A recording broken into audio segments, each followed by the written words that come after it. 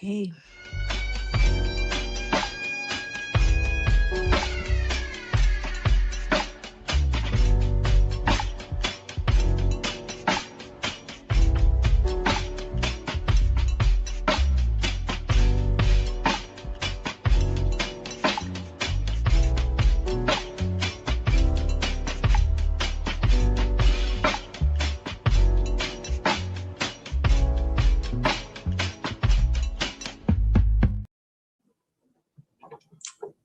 Hello, welcome everyone. Welcome to our next episode of Art Voices. We are doing this webinar conversation series together with Farrah Carbonell, founder and artistic director of Art Basel. Hi Farrah, how are you? Hi, good morning, Elena. Good morning. And my name is Elena Zavelev. I run DotART, which is a great platform for the artists to discover, to get discovered, to enter the open calls and get into very exciting opportunities. We are here with the kind support of DotART domains. That is actually a part of Hug.art is the part of DotART domains family. So there are a lot of interesting things that are constantly going on within DotART and Hug. One exciting project that I wanted to mention is Award.art, which is a really cool award for artists coming from all basically mediums and professions that they can enter to win some great monetary prizes, artist residency opportunities, editorial opportunities, and so on. Also, Farrah and I have started a curatorial series for which we just launched an open call. So artists can apply to it also in order to get featured, but as a special feature, we're also acquiring some of the works. So super excited about it. The open call is live. And we're sharing all of this information on our social media platforms. So follow us and participate in the open calls. And today is a super interesting topic that Farrah and I put together, the role of the systems for the artists. And we have two absolutely fantastic guests with us today. So we'll bring them up to stage now. Hello. Hi, Annika. Hi, Liz. How are you guys? Good. Hi. Good. Very good to see you. So I would love to start with the introductions. If each of you can introduce yourselves briefly, and then we can go to the topic of the conversation. Please, we should please start. Okay, then Yes. I guess I start. Okay. Perfect. So my name's Liz, and I'm part of UBERMORGEN. UBERMORGEN, we started in about, we semi-started in 95 and then Fix started in 98, working, Fix together as UBERMORGEN. And so that was me and my partner Lucius. And now for the last, let's say, 2 years, we've integrated our kids really into our groups. And now it's the four of us, me, Lucius, Lola, and Billy. And so we consider ourselves an art family enterprise, and we've been working in, in digital arts, net-based art, media actionism, and so on since, the late 90s. Super interesting. And just as a follow-up question, maybe you can quickly share how you're actually working with the artists for those who are not familiar with your organization. How do I work? Sorry, I didn't get that. How is your organization working with the artists? How do artists participate? I don't. What do you mean? What organization? That's I mean, a little bit more. I don't know. Maybe I missed what you said, but I just maybe UBERMORGEN. No, UBERMORGEN is our art brand. We work, right. And it's so we don't work with other artists. We just this is so we are literally a family enterprise, and I somehow misheard. I thought that you are also, as an artist, you're also working with other artists. So I mean, it happens once in a while, but that's not our basis. No. Yeah. Got it. Okay, understood. Thank you. And Annika, I've known you for a while as a great curator. Maybe you can share a little bit about yourself and maybe some of the latest projects that you've been involved with. Yeah, hi, nice to see you. Yeah, I'm Annika, writer and curator. And I also teach at the University of Applied Arts at the Digital Art Department that UBERMORGEN are the head of, Liz and Lucius. So that's also one fun thing I do. And we have That's great. called Flynn at the department. Other than that, I write a lot and I curate exhibitions. There's a few things upcoming. And currently we're part of, for example, with a group show of the Rome New Media Week with an exhibition called The Human Interface. And I write texts and Excellent. No, and you work with so many artists. Brilliant. So maybe let's go into the main question of our conversation today is, can artists remain free, critical, and independent while depending on systems that give their work visibility and value? And maybe Liz, as an artist, if you want to start, and Annika, if you could follow up. So I guess I read the questions and I thought there's a few definitions that are maybe a bit unclear or need defining, or terms that need defining. So, what is meant by the system and what does it mean to be within and profiting and all these things? I guess, if one is a net-based artist, it's not, at least from our perspective, we don't work within a system, but we work within the public that constitutes on the internet, or also just in the real life public. That it's both. But from our point of view, art doesn't need to be working within an art system, but rather should be kind of part of life. I think that's what most people regard art as anyways. And I do think, of course, there's art forms that live primarily in art systems, as in the sense of a museum or a gallery space, whatever. The moment you have stuff that's just, what kind of this scenario now calls traditional art. But even though, it's not even true in that context, because kids make drawings, people make drawings, you find stuff in a bank or at this dentist and so on. And I don't see a difference between a painting that's up in a museum or at, hanging at the dentist's office or in your, fucked up motel down the road. So I think that's a prerequisite in how to think art. So you don't think it within any kind of system. If you want to think it within a system, then that's a very big commercial way of thinking, in the sense of you're thinking in terms of markets, which is okay. It's just a different kind of thinking. I'm not judging here. And for us, we have never, if you want to talk because the question is, so how can you live, how does it work?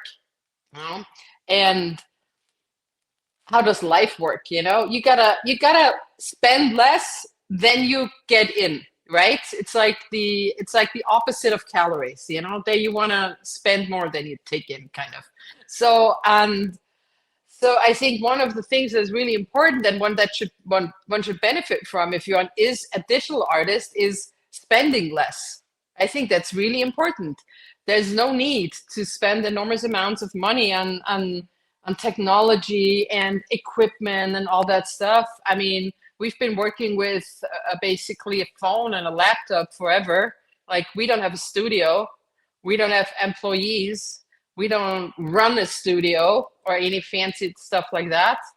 I'm not saying, again, that this is evil, but I think digital arts makes it possible to produce in such a way. And I think people sometimes maybe forget that you don't always need to make more money. You can also just spend less and still have the same outcome. I don't want to Yeah, talk forever, so I want to hand over to somebody else. That's a very interesting thought. I guess it also a little bit depends on where you're at, because I'm trying just to think from a US point of view. And, I live in New York, which is an extremely expensive city. So for artists to live here, they kind of have to make money as well. But there are places that are nicer to the artists where you can actually, but I mean, you can spend less in different circumstances. I think, from an artist perspective, digital artist perspective, it makes absolutely no sense to live in New York City. Yeah. Because what's the point of that? That makes no sense. If you're a model, if you're, I don't know, stuff like that, then you're going to live in New York City. Then it makes sense to live there. From a digital artist perspective, it makes no sense. This is also why we live in Vienna. It's a great city to live in. It's not expensive. It gives a lot. It paid, it's really helpful for families and that kind of thing.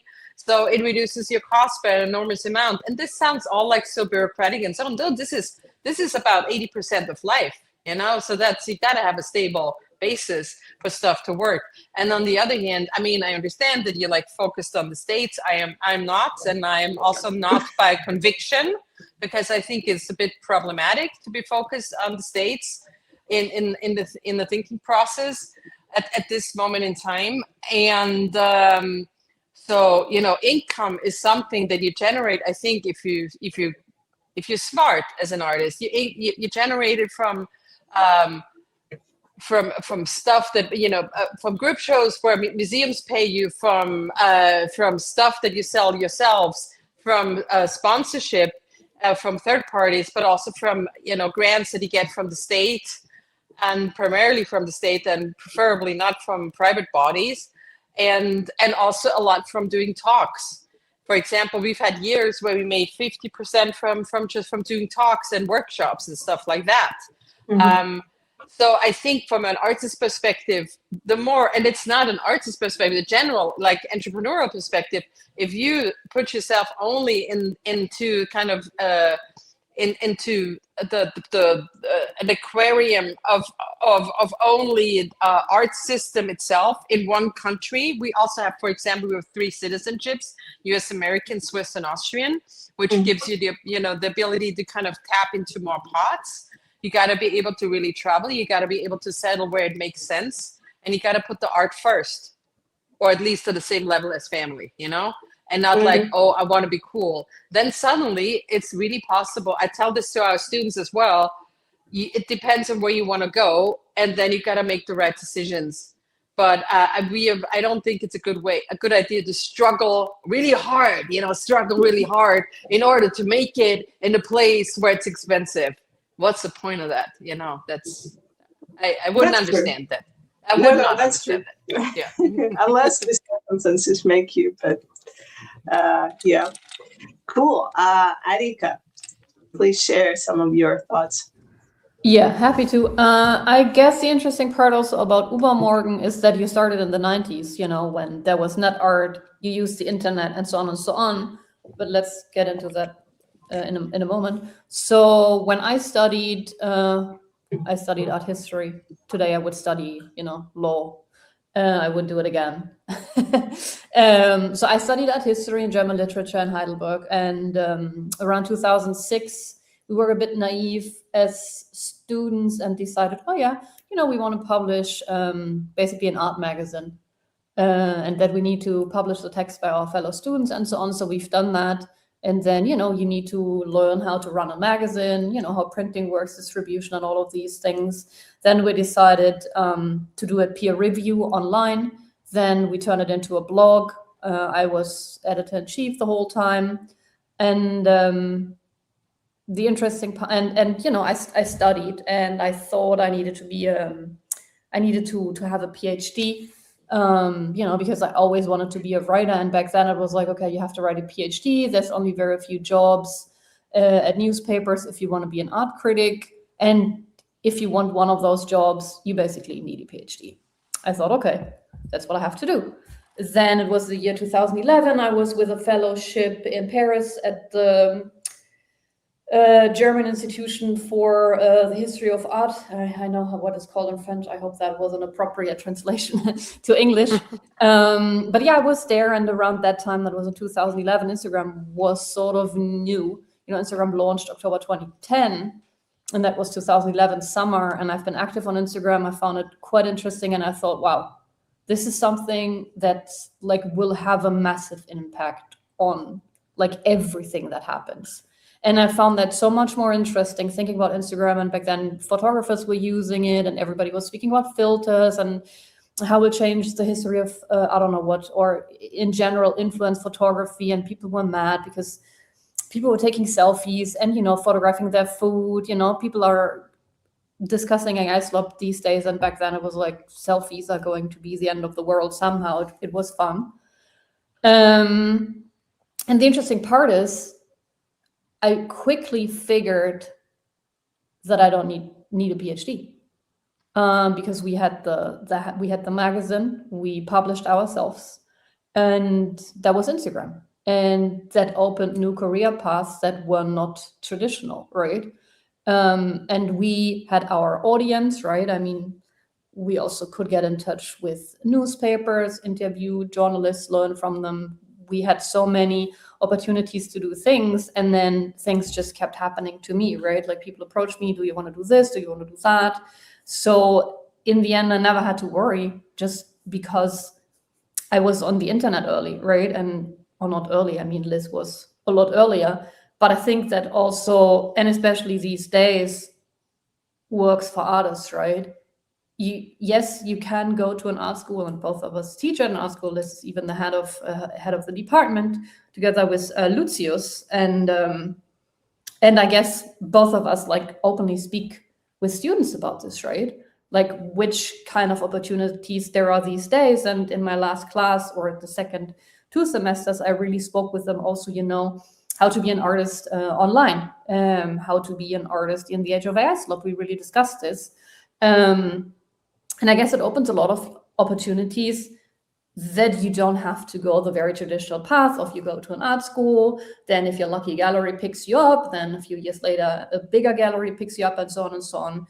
You can create your own audience, and you have other opportunities to make decisions. And do you need institutions as an artist anymore? No, you don't. That's a very clear answer. If you want to work with institutions, yes, you can do that. But you 100% do not need to rely on institutions anymore. They do not decide about careers anymore.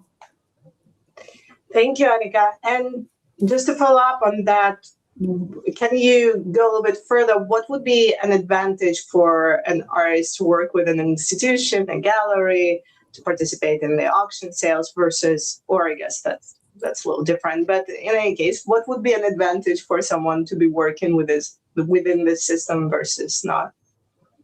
I mean, it's a bit like Liz said, right? What do we define as the system? What is the system per se? I mean, it used to be there's galleries, and the galleries are the ones speaking on behalf of the artist, communicating on behalf of the artist, right? Speaking with collectors, speaking with institutions, doing all the press work, doing all the marketing, and so on and so on. That long has changed because also basically everybody expects to be artists, to be active on Instagram, right? But with that, collectors go directly to artists, institutions invite artists directly, and so on and so on. So there's one thing to work with a gallery because that affects the art market. And in many cases, you still need a gallery, or at least someone to put you in touch with an institution, or someone that the institution trusts, be it a curator, whoever, art advisor.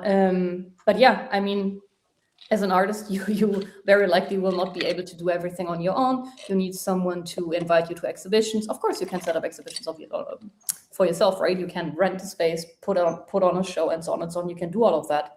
You can rely 100% on yourself. But of course, it's helpful to work with curators, to work with gallerists, to work with, museums, and so on and so on. Brings visibility, sales, opportunities. And I guess artists want opportunities, right? Yeah. On your own. It's a big hustle, but you can't just invite yourself to stuff. You get invited by curators and by galleries and so on and so on. to exhibit. But as we've seen, you can even these days, at least at Art Basel in Miami, I think that was not possible at Art Basel, to represent yourself as an artist and put on the booth yourself. Yeah. So who thought that would be possible? I agree with you. I mean, now there are quite a few fairs where you can represent yourself as an artist. I'm just a side question. Have you both attended Basel a few weeks ago? Did you see 010? What are your impressions of it? Yeah, Liz was exhibiting. Yeah, I was at Art Basel because we were exhibiting at 010 and in 2 spots with Art Meta gallery and also with Heck, the Haus der elektronischen Künste Basel. And I love art fairs. It's one of my favorite forum for looking at art. I think it's great. It's really one that makes me very happy. I love art fairs, and I thought, there was like a lot of there was a talk about, it doesn't make sense that it's separate or should it be part and so on. And the consensus per se was, oh yeah, it's cool that it's called 010, so as that it has its own label. But that it would have made more sense to still put it like closer on the same spot, like with the Art Unlimited, which I thought, that would make sense. But that seemed to be the consensus when I was talking to people about it. But I also must say that I can't, that if I look at the people and the works that were exhibited at 010, that really was fine. There's always, if you go to Art Unlimited, you can enjoy it from both perspectives. You can see like, what's the worst stupid shit that I can see there, and you will find your stuff, right? And you can also say, what cool stuff do I find? And you will find both. But I really must say at 010, there was good stuff there. There was nothing what I could see and say like, that's just stupid, And but maybe that was even too much. Maybe there should have been something a bit more stupid there as well, because just to blend in with the general fair, where you see like a 2 million square of glossy red or something, So that would be fun, yeah. But I thought it was a good show. I really must say. Absolutely. And nothing emergent there, right? More established. So everything was pre-established, just as a... I mean, you will not find emerging stuff at art fairs. That is very, very rare. And if it's called emerging, it's not really emerging. It's just marketed that way. And it would also not make sense for I would say for any artist, except exceptions exist, right? Obviously, to go and be at big art fairs early in their career. It fucks up your market price. You don't know who really to talk to, and you don't know what you actually want. So from an artist perspective, it would also not be great to be at Art Basel as an emerging artist. I would not recommend. We see what happens to traditional artists like painters and so on. If they get pushed too early on in their career, usually not a good outcome. Right. No, that makes sense. Annika, and can you share about your experience with 010? Yeah, Liz and I were running around Art Unlimited together. We had a lot of fun, but my highlight of Art Basel was eating raclette with Liz. That was so good. On the first floor of Art Basel. Excellent raclette. So no, about Art Basel. I mean, art fairs are art fairs. It's a commercial event, right? And 010 this time around tried to be more educational / serious compared to what happened in Miami, with people with robot dogs. And then also we had Axe Copy with the laundry setup, and so on, like really, more like putting on a show, or I think I called it in my Substack Disneyland for the art world. And I think that was great for Miami. Then when I was in Basel this summer, and it was really sort of educational and to some capacity museum-like presentations in regards to historical overviews. I'm not sure if this is necessary when presenting, and I don't want to use the word digital art because I think it's a label that suddenly gets slapped onto everything, and I don't even know why. I would much rather say 010 started as a presentation format for the NFT community, right? And if you then, and that seemed to be the goal, right? If you then bring in a new generation of artists, not meaning by age, but, or let's say call it community, right? Then I would say one expects something different to happen, right? And not the classical presentation. And it was more of a surprise. Of course, it was entertaining and so on and so on. And then this year, I found it boring, I'm sorry to say. I thought like, and no offense to Liz, it was not, but just, when I go to an art fair and they tell me this is something new, then I don't expect a not so great presentation of something that tries to be institutional. While we have seen excellent historical exhibitions over the past years in big institutions, for example, at the Tate Electorariums, right? Tina Rivers-Ryan has put on a great show at the Buffalo AKG Museum. So we had so many excellent historical survey shows, also, radical software. So you cannot replicate that in a commercial setting, because you can show whichever work is available, and then you also have to pay attention whether you can actually sell it, if you have collectors to sell it to. So I think there's a bit of a conflict of interest. Also, I guess, strategic decisions in regards to what works for a very traditional art audience, but then also, whatever is happening behind the scenes at Art Basel. But I actually made the case, I think they definitely need to bring the spectacle back in Miami. Maybe that's something new from Beeple. Maybe that's, a crazy performance from a woman artist that's more feminist art. Exactly. What Mimi put on was great, right? Of course, Kim Asimov is always a highlight. Sugwen in Hong Kong was brilliant. Yeah. But yeah, if the claim is we're bringing something new to the table, then I would like to see something new and not something that institution do 10 times better. That's a very, sorry, Liz. very interesting. No, it makes a lot of sense what you're saying. I think from an artist perspective, it's a thing where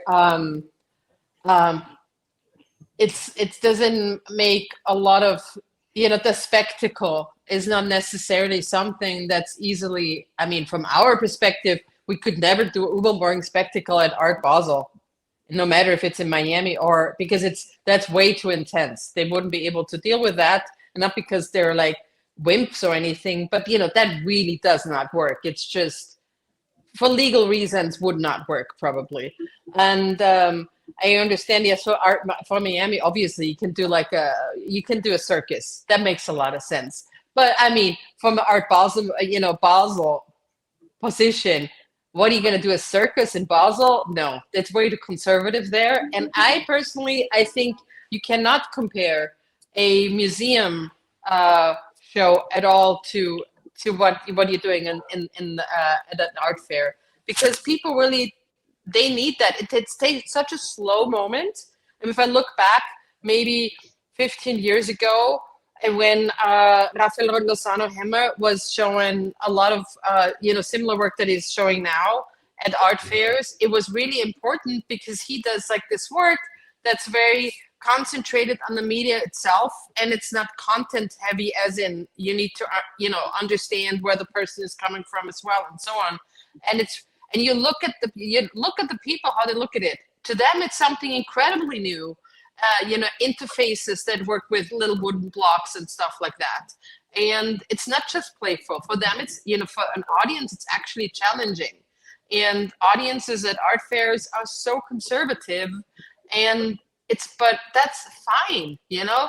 There's a conservative world out there, and you need to kind of tippy-toe your way there, and that's not, and Basel's not Miami, and there's different places. And so yes, as I said before, maybe it could have been a little bit more pushy, but I mean, you can always find critiques. So yeah. Well, I mean, you and I, we were visiting Unlimited, and I mean, if you think back what has been presented at Unlimited the years before, for example, Petra Kortreit, Lou Yang, and so on and so on, I think there were massive presentations of, let's call it, for the sake of it, because everybody just does it, and I'm not here to argue about the term, if we use the term digital art for just everything, right? Happy to do it. There were like very strong presentations at Unlimited. I understand that they want to push this community, but then fucking push this community, right? And then you need to stand behind it. And Liz, speaking of UBERMORGEN, you don't have, like, not every artist, of course, has to create a spectacle, right? That's like, can't be the case, because that's also, not everybody's a Maurizio Cattelan, not everybody's a Beeple, not saying Sugwen really creates a spectacle, or if we say spectacle and meaning, it's sort of like entertaining and not just something on the wall. I don't mind paintings on the wall are great. But UBERMORGEN, right? You could have like a great booth presenting the crypto dicks, you know, really telling a story about collectibles in the community space and the role, and how you really how even collecting art changed, right? Because that's also when Art Blocks exhibits at Art Basel, right? I mean, it's not, and that has changed over the past 10 years, right? It's not the masterpiece, the one big masterpiece anymore. Let's say like an artist creates 10 paintings. No, an artist writes, for example, a code, and then you have like 1,000, or you have 10,000. So that's a different entry point to collecting art, right? Paintings, then you have the, as Liz just said, emerging artists, you know, then it's like, let's say 5,000 to 15,000, right? Then prices go up, but you don't really take an artist that sells for 5,000 to Art Basel, if you're a traditional gallery, right? But with NFT collections, it makes sense because it adds up, right? And you have a lower entry point. So collecting really changed through NFTs. And I think that's the conversation that could and should, that, you know, yes, John has presented 3 of the flags, but there's a big collection behind that as well, right? So I would love to see that conversation happening, how collecting changed. And, you know, it's about communities. It's so much about fandoms these days, even for artists. People build up, I just call it a fandom, on Twitter, and other artists did as well. And that really changed. I like this. I think that this brings a lot more new artists into the conversation. And I understand Liz's point about the emerging artists or newer artists, that in general, you know, it's not a very, I guess, straightforward path from just being an emerging artist and going to a major art fair like Art Basel. But, you know, my hope when I started with digital art and with crypto communities was that digital world is a little bit different from traditional, so it can actually break these laws, and you can get a really cool community of more emerging artists at Art Basel. And that's what I would love, you know, strangely maybe, but that's what I would love to see maybe in Miami this coming fall. I have a question regarding these communities. How, in what sense are those communities less toxic than, what do you say, the traditional art system? If I, you know, make it for, you know, being polemic here, obviously, but because there's plenty of people for whom it is absolutely impossible to create communities because it's not within their way of how they're communicating. Not because they don't like selling themselves, that's not my point, but because of because of the kind of art they make. Because of, for example, like I don't mean us now in this context, but for example, there's a lot of art that we do that it's not Instagrammable, because you will just lose your Instagram because it's just not decent for Instagram. And also it will be not understood. It's the wrong medium for this stuff, you know? And other people, they're also wrong for, you know, creating communities, but their art is great. So I personally would never say like, oh, there's a new medium. Maybe now we can, with this new medium, digital art and NFT and blah, blah, and communities and so on, now we can break the barriers of the old system.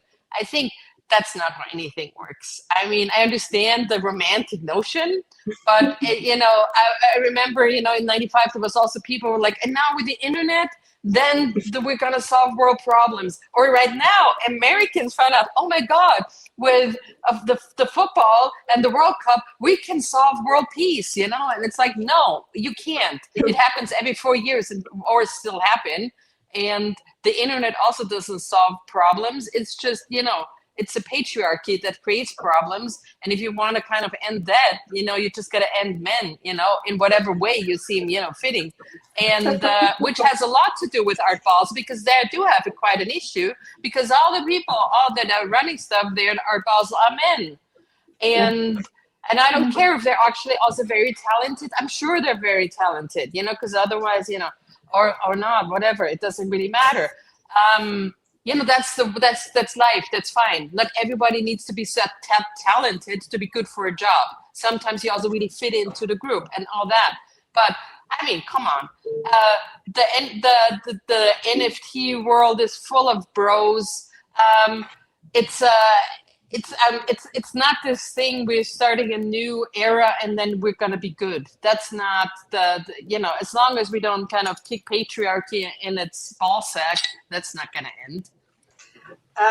No, you're absolutely right. Kind of my sentiment is coming, if you both remember, for example, when Tezes first was at Art Basel a few years ago, and I don't remember specifically if there was I'm pretty sure there were a few more emerging artists there on show.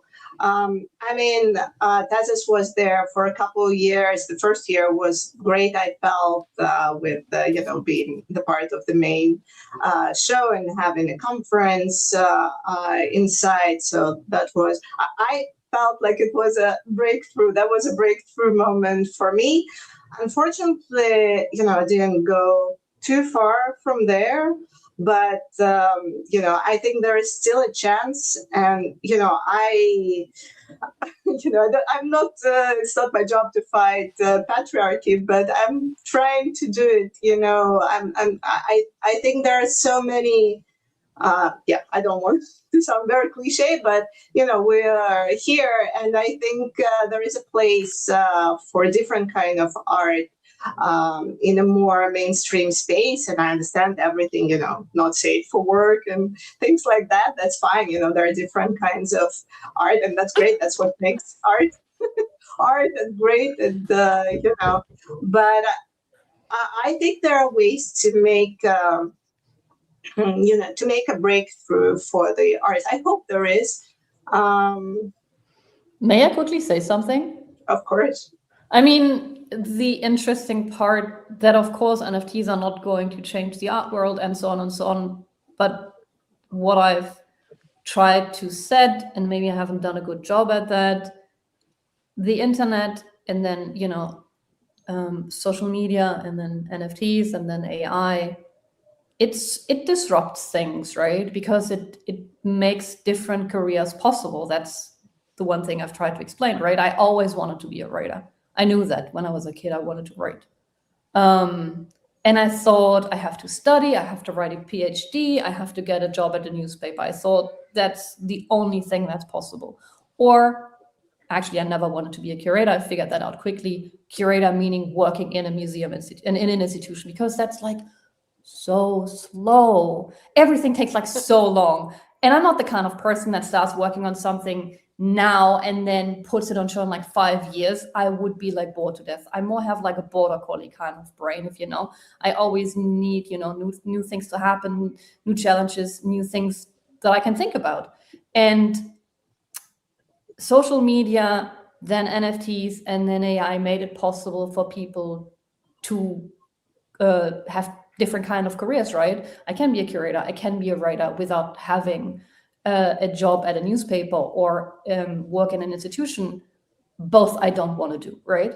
But I can put things together, like I have a day job. I, for example, work for Tezos. I also work for Object and run the residency. I curate for them. And I love doing that. And then I know in the evenings I can do my writing, or I can do that on the weekend and I can write a newsletter. And all of these things, like the writing works as a pitch, and then I get commissioned to moderate. For example, I moderate a big panel at an event at CO Berlin. Kate Crawford is going to do the keynote. I've done that 10 years ago. And I guess that's a great thing. And that's also what I've tried to say about NFTs. That's what I've sort of also tried to say about art blocks and all the things that this community has achieved. And I think things changed, and also maybe to some capacity for the better for artists, because you don't have to get to the place where you sell first for 15,000, then for 25, then for 50,000, then for 100, 150.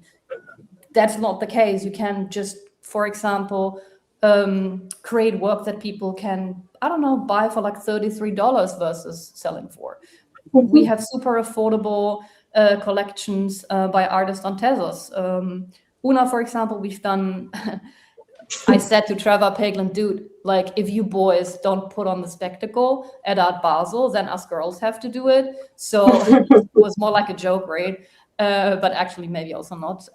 So Una has done a performance in front of Art Basel, in front of the main building, called Milking the Artist. And she sold everything, right? And that funded her going there, her flying there, her doing the thing, and so on. So, you don't have to wait for someone to give you permission or to give you funds to do something. You can just make things happen on your own. And that's the one thing that I hope we will not forget about as a community, that we actually can do things together.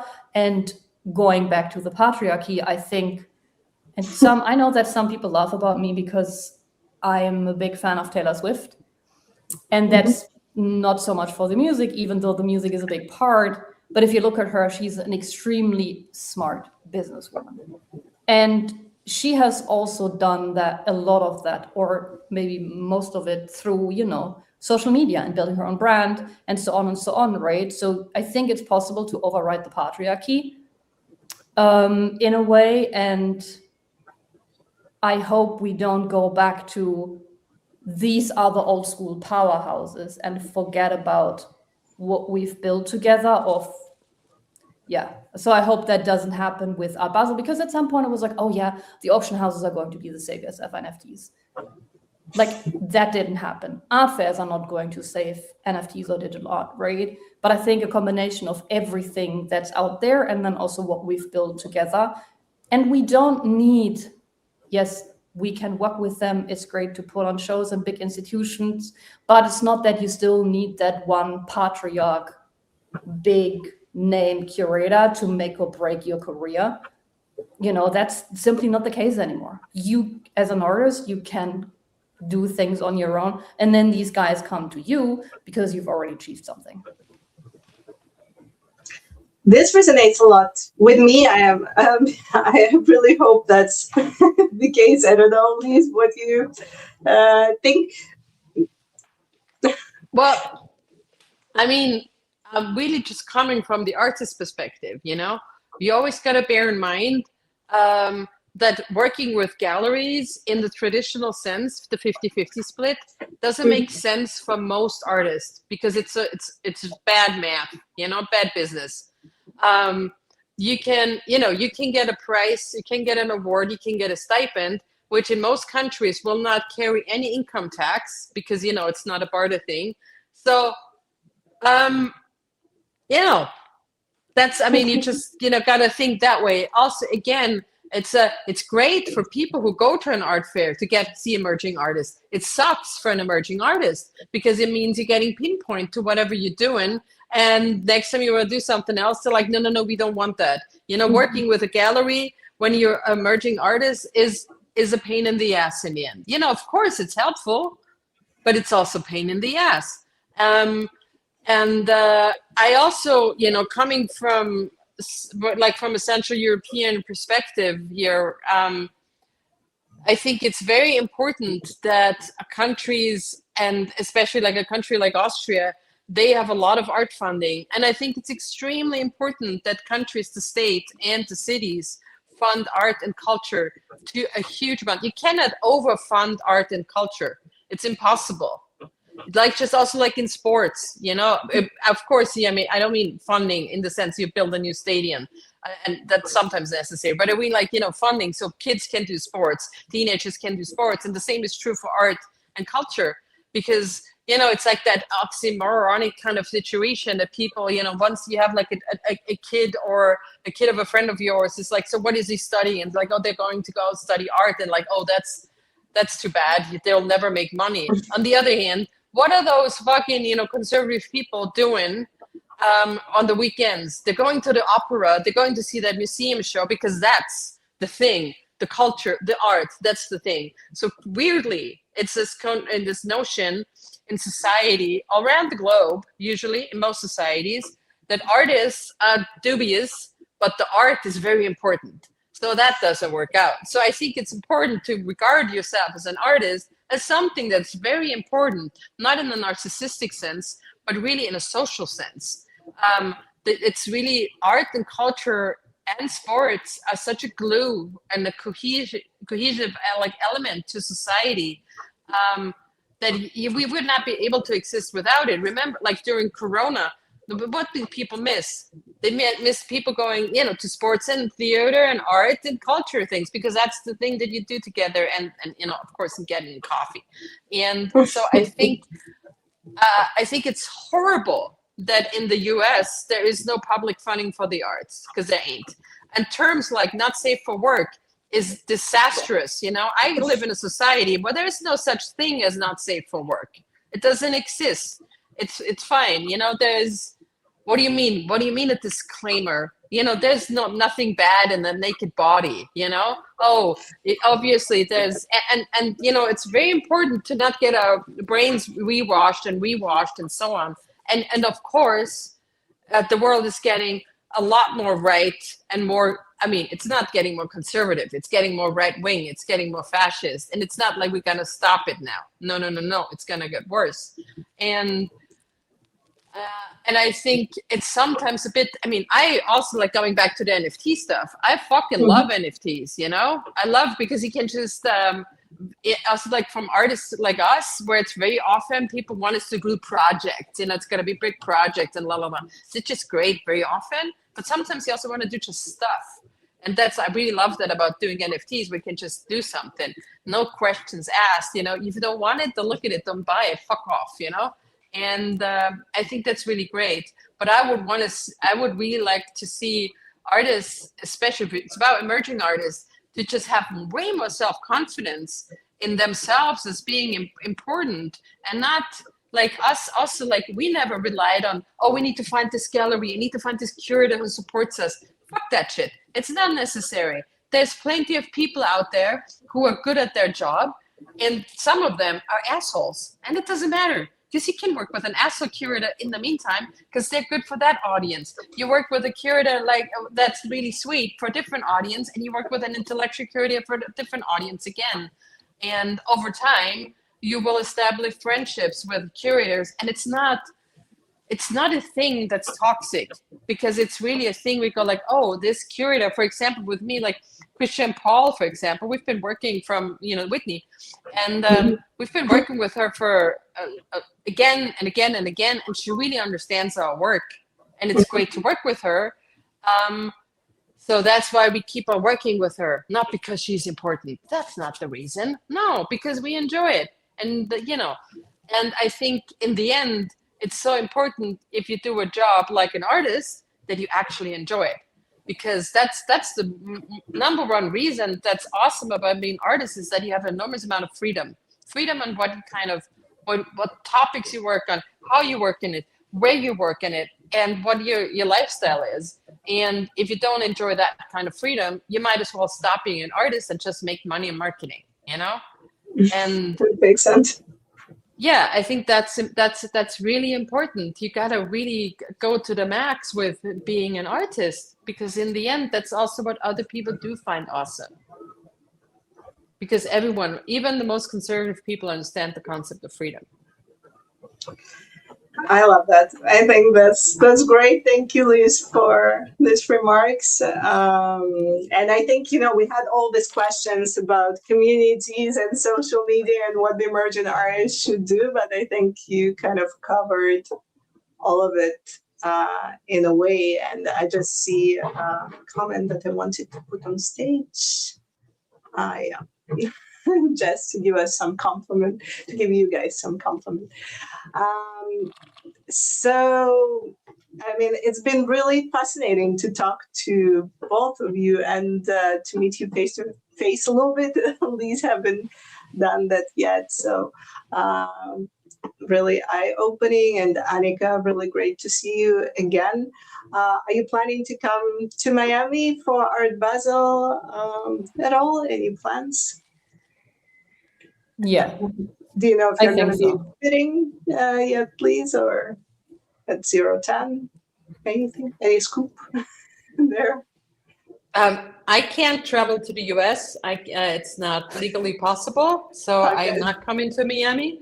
But we're having, we just opened a big solo show in China, and at the moment we're like, I don't know if I want to show work in a country where I can't travel to. That's kind of has a kind of weird aftertaste. But then on the other hand, sometimes a weird aftertaste is just, what do you go for? It's like a gin tonic. So what the fuck, it's fine too. Yeah, that's true. Sometimes it's the best. Well, Yeah. I hope to see you, Annika, there in person, and Liz, hope to see you in Austria, maybe, or somewhere else. I'll come to New York in November, doing something with Una there. That's some cool. some spectacle in New York, Do you have some information about it? Yeah.